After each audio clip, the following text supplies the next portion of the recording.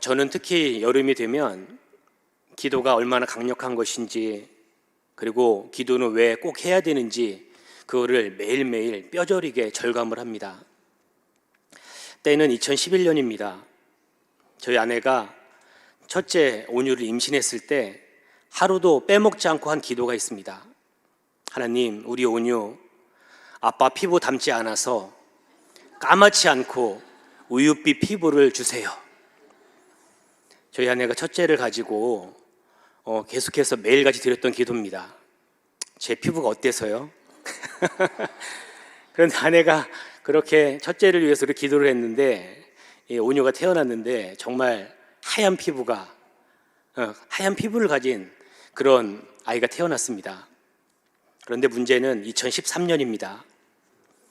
저희 둘째를 가졌는데 저희가 바빠서 그랬는지, 아니면 첫째하고 같이 키우다 보니까 저희가 놓쳤는지 이 기도를 하지 못했습니다. 결과가 어떻겠습니까?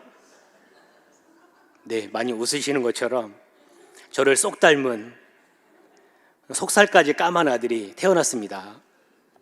그래서 늘 여름이 되면 둘째를 바라볼 때마다 미안한 마음이 막 들고, 또 한편으로 그때 기도했어야 되는데 기도의 타이밍을 놓쳤다고 저 스스로 그렇게 다짐해 보곤 합니다. 오늘 설교를 시작하면서 제가 저희 아들들 얘기를 꺼내는 이유는, 사실 우리 하나님께서 우리에게 기도의 능력을 주실 때 아들들 얼굴 하얗게 해달라고, 우리 아들들 키 180까지 크게 해달라고, 그것을 위해서 기도의 능력을 주신 것은 아닌데, 우리는 늘 이 세상을 살아가면서 우리의 기도의 수준이 늘 거기에 머무를 때가 많이 있음을 말씀드리기 위함입니다. 하나님이 원하시는 기도의 수준이 있고 하나님이 원하시는 우리의 모습이 있는데, 우리는 늘 내가 원하는 그 자리, 내가 필요한 그것을 간구하며 기도할 때가 우리에게 참 많이 있다는 것입니다. 그래서 오늘 새벽에는 그렇다면 기도는 도대체 무엇인가, 그리고 기도는 어떻게 해야 되는지, 오늘 초대교회에 일어났던 한 사건을 함께 살펴보면서 은혜를 나누고자 합니다. 오늘 본문은 초대교회에 일어났던 한 기적사건을 기록하고 있는데요, 오늘 본문이 이렇게 시작합니다. 오늘 본문의 1절을 우리 한 목소리로 읽겠습니다. 시작.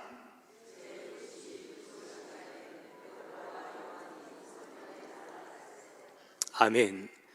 오늘 본문을 보니까 3장 1절의 시작이 제9시 기도 시간, 이렇게 시작을 하고 있습니다. 사랑하는 여러분, 유대인에게 있어서 9시, 9시는 우리들에게 있어서는 오후 3시입니다. 유대인의 시간에 6시간을 더하면 우리나라 시간이 되는데, 유대인들은 하루에 3번 기도했습니다. 그래서 우리의 시간으로 오전 9시, 12시, 오후 3시. 그러면 오늘 기도 시간이 9시라고 말을 하고 있는데, 그럼 몇 시입니까? 네, 아침이라서 계산이 잘 안 되시죠? 네, 9시 기도 시간이라고 하는 거는 우리 시간으로 6을 더하면 되니까 오후 3시가 되는 겁니다. 그래서 하루의 마지막 오후 3시 기도 시간, 그것을 지키기 위해서 사람들이 지금 성전을 향해서 지금 올라가고 있는 겁니다. 그런데 이렇게 하루에 3번씩 기도하는 모습, 제가 예전에 인도네시아 갈 때 보니까 거기 무슬림 지역이긴 한데 거기도 기도 시간이 정해져서 시간이 되면 그 메카를 향해서 기도하는 그런 사람들의 모습을 본 적이 있습니다. 그런데 유대인들은 하루 3번, 그렇게 9시, 12시, 3시에 성전에 가서 기도를 합니다. 그래서 그렇게 기도하러 올라가는 그 풍경은 늘 비슷합니다. 오늘 본문에 베드로와 요한이 올라가고 있고, 수많은 사람들이 성전을 향해서 하나님께 기도하기 위해서 지금 올라가고 있습니다. 그리고 그 사람들 사이로 장사하는 사람들도 보이고, 또 한편에 매일처럼 앉아서 구걸하고 있는 오늘 본문의 이 사람도 오늘 이 풍경 가운데 있습니다. 그런데 오늘 본문은 이 수많은 사람들이 기도를 하러 올라가고 있는데 유독 한 사람을 집중해서 바라봅니다. 오늘 성전 미문, 우리 다른 이름으로 이 골든 게이트라고 금문이라고도 하는데, 그 성전 문을 아주 화려하게 그렇게 금으로 만들어 온 그 앞에서, 그 성전 미문 앞에서 그렇게 오랫동안 구걸하고 있는 한 사람을 주목해서 바라보고 있습니다. 이 사람은 한 번도 걸어본 적이 없습니다. 나면서부터 장애를 안고 태어났기 때문에 평생 걸어본 적이 없는 사람입니다. 평생 걸어본 적이 없기에 이 자리에 오기 위해서는 누군가의 도움이 없이는 올 수 없는 그런 인생입니다. 그리고 이 사람이 가장 원하는 것, 구걸하면서 얻는 동전 몇 개, 그것이 이 사람의 유일한 생계 수단이기 때문에 이곳에 찾아오지 않을 수 없는 그런 삶이 바로 이 사람의 삶이었습니다. 그런데 사도행전 4장에 보니까 이 사람의 나이가 40여 세 되었다고 기록을 하고 있습니다. 9살, 10살 때까지 누군가가 보살펴 주었다면 적어도 30년 이상, 지금 40을 바라보고 있는 이 나이에 적어도 30년 이상 이 자리에 앉아서 구걸한 사람이 오늘 성경에 나오는 이 사람이라는 것입니다. 이토록 오랫동안 30년 이상 그 자리에서, 한 자리에서 구걸을 했다면 베드로와 요한도 나이가 어땠는지 기록은 되어 있지 않지만 수십 년을 기도하러 가는 길에 봤던 그 사람이 오늘 이 사람입니다. 이날도 베드로와 요한이 기도 시간이 되었기 때문에 성전을 향해서 그렇게 걸어가고 있습니다. 그런데 웬일인지 한 번도 그런 적이 없었는데 이 사람 앞에 발길이 멈춰 서는 겁니다. 베드로와 요한의 마음 가운데 강력한 성령님의 음성이 들립니다. 머물러라. 그 자리에 멈춰서라. 그에게 다가가라. 하나님의 분명한 음성이 성령님을 통해 그렇게 들리기 시작하니까 그냥 지나칠 수가 없는 겁니다. 그래서 베드로와 요한은 그에게 다가갑니다. 사랑하는 성도님들, 오늘 시간 관계상 저희가 사도행전 2장을 다 살펴보지는 못하지만 2장이 맞춰지고 3장이 되었을 때 베드로와 요한에게 일어난 기도의 변화가 있습니다. 사도행전 2장에서 제자들이 마가의 다락방에 기도할 때 오순절 성령 강림 사건이 일어났고, 그때 성령 체험하면서 성령님이 부어지게 되니까 기도가 무엇인지 베드로와 요한이 너무나도 정확하게 그것을 알게 되었습니다. 아, 그렇구나. 기도는 내가 원하는 것을 구하는 것이 아니구나. 그렇구나. 기도는 예수님이 지금 무슨 일을 하고 계시는지를 바라보는 거구나. 아, 그렇구나. 기도는 예수님이 지금 무슨 일을 하고 계신지를 바라보고 예수님 하시는 일에 내가 순종함으로 동참하는 거구나. 그 오순절 성령 강림 사건을 통해서 베드로와 요한이 너무나도 정확하게 기도가 무엇인지를 깨닫게 되었습니다. 기도가 무엇인지를 알게 되니까 예수님께 집중하기 시작합니다. 내가 기도하면서 내가 올려드렸던 이것들, 그리고 예수님께서 지금 무슨 일을 하고 계시는지 그것들 유심히 하나하나 살펴보기 시작합니다. 사랑하는 성도님들, 기도하고 계십니까? 대답이 없으면 설교가 진행이 안 됩니다. 사랑하는 성도님들, 기도하고 계십니까? 우리가 할 때 내가 가진 문제, 내가 가진 어려움, 내가 가진 아픔, 내가 가진 것들 기도하는 거 참 중요합니다. 그런데 기도의 핵심은 예수님이 지금 내 삶에 무슨 일을 하고 계시는지 그것을 바라보는 겁니다. 내가 가지고 온 기도 제목도 참 중요한 것이지만 예수님이 지금 내 인생 가운데 무슨 일을 하고 계시는지 그것들을 바라보는 것이 기도라는 겁니다. 그 예수님을 바라보고 그 예수님께 집중할 때 하나님의 역사가 나타나기 시작합니다. 저는 지난 화요일에 두 분의 노 권사님 그리고 구역장님과 함께 일산에 사시는 95세 되신 김옥진 권사님 댁을 신방하게 되었습니다. 제가 2019년에 부임을 했는데 그때부터 교구를 맡고서도 한 번도 신방하지 못했습니다. 가려고 하면 여러 가지 사정이 생기고 코로나가 있어서 권사님을 한 번도 신방하지 못했는데 이 두 분의 노 권사님이 아주 강력하게 이번에는 꼭 가야 된다고 강권하셔서 구역장님과 함께 비가 오는 날씨임에도 불구하고 김옥진 권사님 댁을 방문하게 되었습니다. 권사님 댁 그 아파트 문이 열리고 권사님이 권사님들과 또 저 그리고 구역장님 얼굴을 보자마자 눈물을 흘리기 시작하셨습니다. 처음에는 오랜만이어서 같이 갔던 이 두 분의 권사님 얼굴도 잘 알아보지 못하셨습니다. 한참을 얘기하고 그제서야 이분이 그때 같이 구역에서 함께 예배드렸던, 함께 봉사했던 그 권사님이구나, 그것을 확인하고 나서 권사님 계속해서 하염없이 그렇게 우셨습니다. 젊었을 때는 매일처럼 교회 가서 봉사하고 매일처럼 성경 읽고 매일처럼 교회 가서 그렇게 하나님 앞에 기도했는데 지금은 다리에 힘이 없어서, 지금은 걷지를 못해서 광석교회를 가지 못한다고 그러면서 하염없이 신방내내 우시는데 정말 마음이 아팠습니다. 그냥 내 평생 한 번이라도, 내 남은 평생 한 번이라도 교회에 가서 예배를 드렸으면 좋겠다고 그렇게 본인의 소원을 말씀하시는데 그 마음이 너무 느껴져서 참 마음이 좀 약간 힘든 그런 시간이 있었습니다. 하지만 그 두 분의 권사님의 그 강권으로 시작된 이 신방 가서 하나님이 우리 권사님 얼마나 사랑하는지, 하나님이 권사님을 얼마나 특별하게 여기시는지 하나님 말씀을 전하고 위로를 해드리고 왔습니다.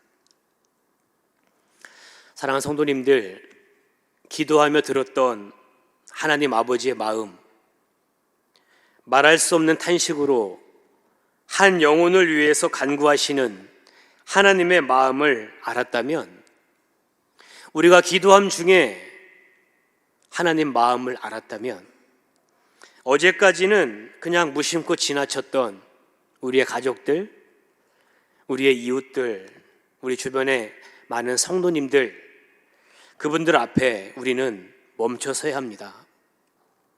우리는 기도를 하면서도 지금 하나님이 하시는 그런 일들, 말씀들을 듣지 못하고 그것을 바라보지 못할 때가 참 많습니다. 어떤 분들은 우리가 가진 이 탁월함 때문에 하나님 우리를 쓰신다고 말합니다. 그런데 그렇지 않습니다. 하나님은 어떤 사람을 쓰시냐?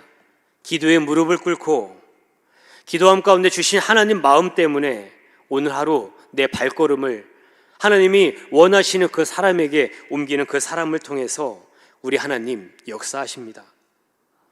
바라기는 이 자리에 나와서 기도하는 저와 여러분들이 지금도 예수님이 무슨 일을 하고 계신지 집중하며 예수님 하신 일을 바라볼 수 있기를 주님의 이름으로 축복합니다. 베드로와 요한이 이처럼 기도하면서 예수님께 집중하기 시작하니까 이 사람을 향한, 그냥 수없이 지나쳤던 이 사람을 향한 하나님의 계획이 보이기 시작합니다. 그래서 이렇게 말합니다. 오늘 본문 4절입니다. 베드로가 요한과 더불어 주목하여 이르되 우리를 보라 하니.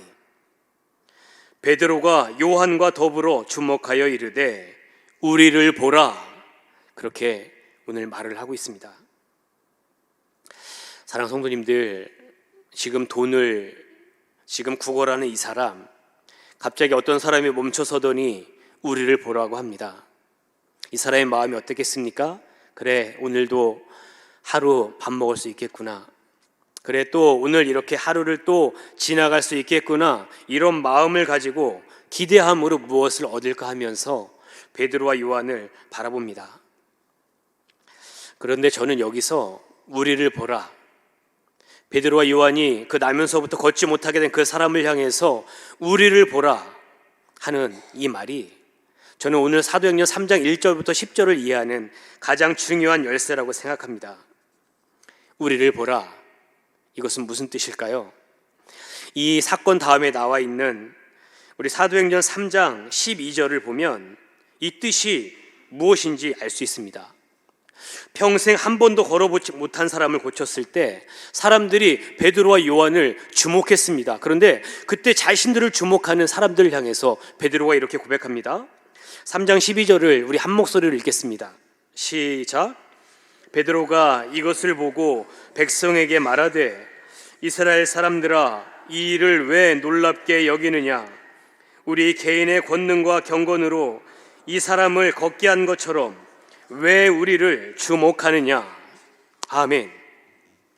우리에게 무슨 능력이 있는 것처럼 우리를 바라보지 말고 우리 안에 계신 예수 그리스도를 보십시오.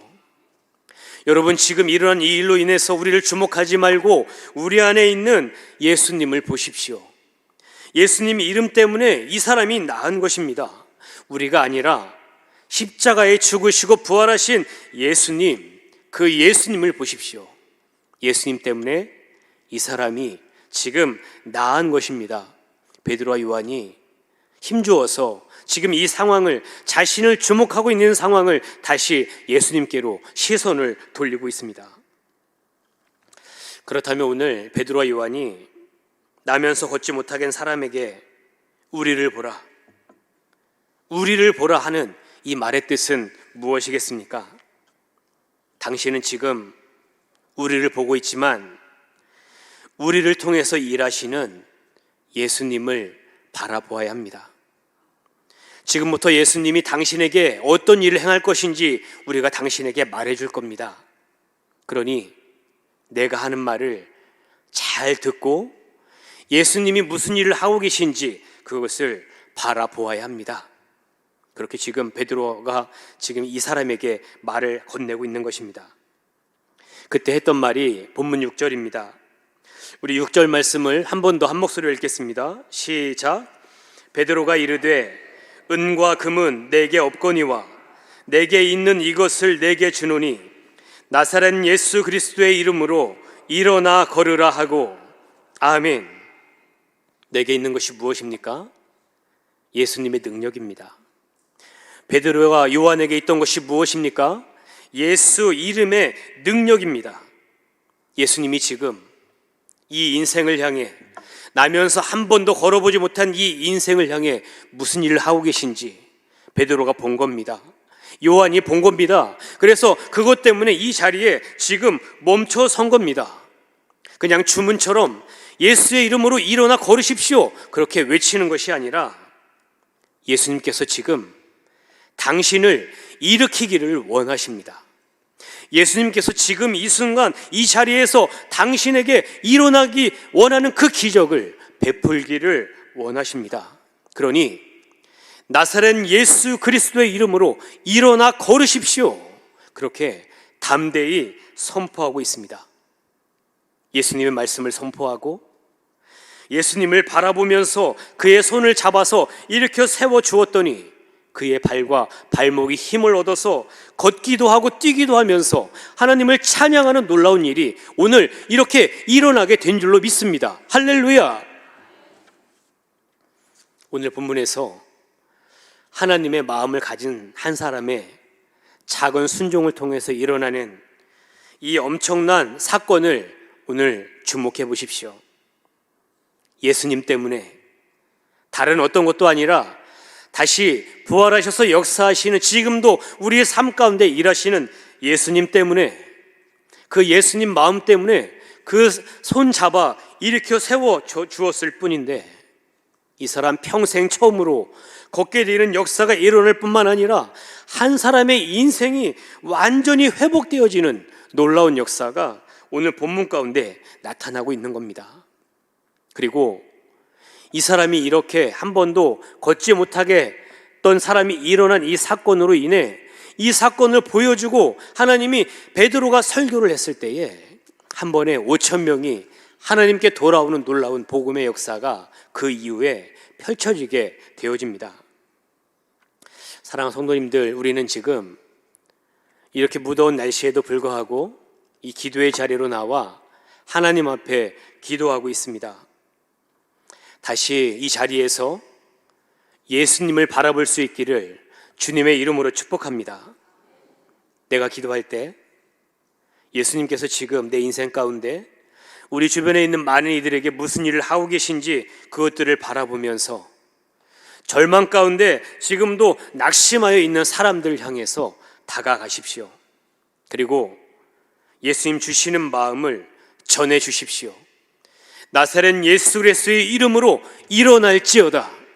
나사렛 예수 그리스도의 이름으로 회복될지어다. 나사렛 예수 그리스도의 이름으로 치유될지어다. 우리 주변에 있는 많은 이들에게 우리 예수님의 마음을 그렇게 전해주게 되어질 때 우리를 통해 놀라운 역사가 오늘도 우리의 삶 가운데 나타나게 될 줄로 믿습니다. 하나님께서는 오늘도 우리가 누군가에게 베드로와 요한처럼 멈춰서고 다가가서 예수 이름의 능력을 나타내기를 누구보다 우리 하나님께서 원하고 계십니다. 그런데 오늘 설교를 마무리하면서 우리가 한 가지 더 오늘 본문을 유심히 볼 필요가 있습니다. 사도행전 2장에서 오순절 성령 강림 사건이 일어났습니다. 그리고 3장에서 이 성령 충만함을 받은 교회, 예수님 마음이 무엇인지를 깨달은 교회, 기도가 무엇인지를 아는 그 교회에 주신 첫 번째 기적의 사건이 무엇이냐면 나면서부터 걷지 못하게 된 이 사람을 일으켜 세우는 기적이 그 다음에 기록되어 있다는 겁니다.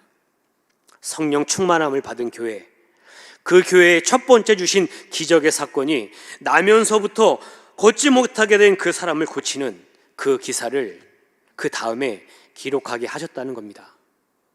왜 그러셨을까요? 왜 성령 충만을 받은 교회의 왜 첫 번째 사건으로 나면서부터 한 번도 걸어보지 못한 이 사람의 사건을 기록하게 하셨을까? 영적으로 한 번도 걸어보지 못한 사람, 태어날 때부터 죄인이며 스스로 구원할 수 없었던 구제불능의 인간, 아무런 소망도 희망도 없이 30년 이상 육의 양식만을 구하며 살아온 불쌍한 인생, 평생 한 번도 걸어보지 못했으면서 내가 한 번이라도 걸어보는 것이 마음의 소원이 아니라 지금 돈 몇백 원, 돈 몇천 원 받는 것이 마음의 소원인 이 사람이 바로 오늘 기적을 통해서 살아난 다시 회복된 이 사람이 바로 저와 여러분들임을, 바로 우리들임을 깨닫게 하시기 위해서 오늘 이 자리에 이 본문이 기록되어 있다는 겁니다. 성령 충만을 받고 해야 될 일 참 많고 성령 충만을 받고 예수님 마음이 무엇인지 알았는데 그 사역을 시작하는 출발점 어디 서야 되냐면 영적으로 한 번도 걸어보지 못했던 이 인생을 일으켜서 지금 하나님의 놀라운 일들을 행하려고 하시는 그 시작점에 서 있을 때, 그 시작점에서 하나님을 바라보며 그 사명을 감당하게 될 때 이 놀라운 생명이 전파될 수 있음을 누구보다 우리 주님께서 아셨기 때문에 성령 충만함을 받은 교회의 이 첫 번째 사건으로 이 사건을 기록해 주심을 통해서 우리를 보게 하시는 하나님의 마음을 우리가 보아야 한다는 것입니다. 예수님 때문에 살아난 인생, 예수님 때문에 다시 이 회복의 자리에 서 있는 인생이기에 우리는 하나님 앞에 이 찬양을 이렇게 올려드립니다. 찬송가 305장 우리 1절 2절 함께 찬양 올려드리겠습니다.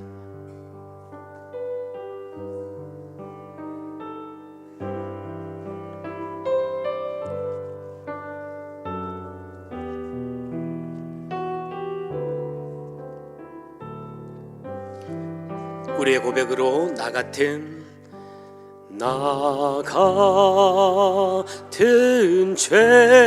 죄인 살리신 주의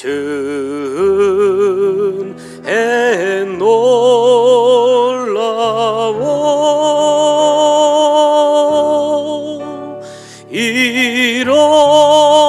잃었던 생명 찾았고 광명을 얻었네. 큰 죄악에서 큰 죄악에서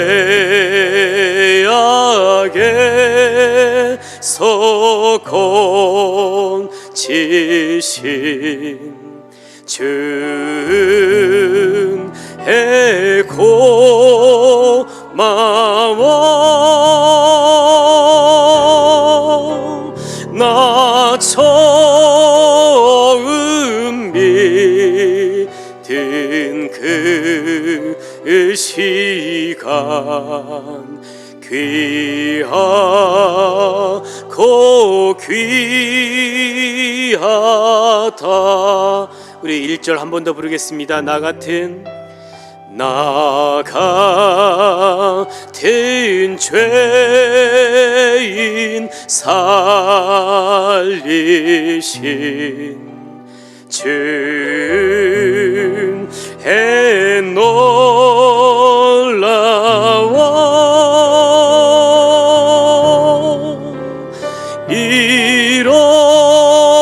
잃었던 생명 찾았고 광명을 얻었네.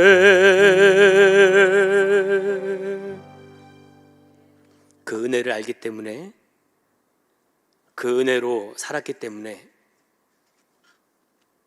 하나님 마음 주셔서 다가가는 그 사람에게 다가가서 나를 보라, 우리를 보라, 예수를 보라, 나를 보라, 우리를 보라, 예수를 보라, 그렇게 말할 수 있는 사람은 내가 그렇게 그 자리에서, 그렇게 비참한 그 자리에서 나를 건지셨음을 아는 사람이 누군가에게 다가가서 그렇게 말을 할 수 있다는 겁니다.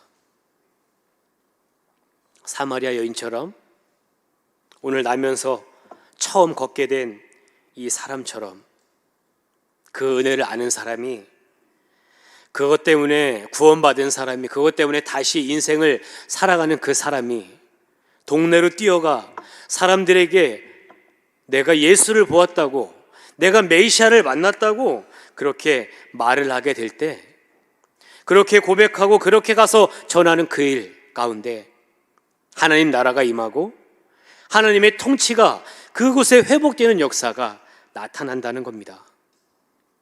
사랑하는 성도님들, 이 새벽에 내 안에 계신 예수님께서 지금 무슨 일을 하고 계신지 그것들을 바라볼 수 있기를 주님의 이름으로 축복합니다.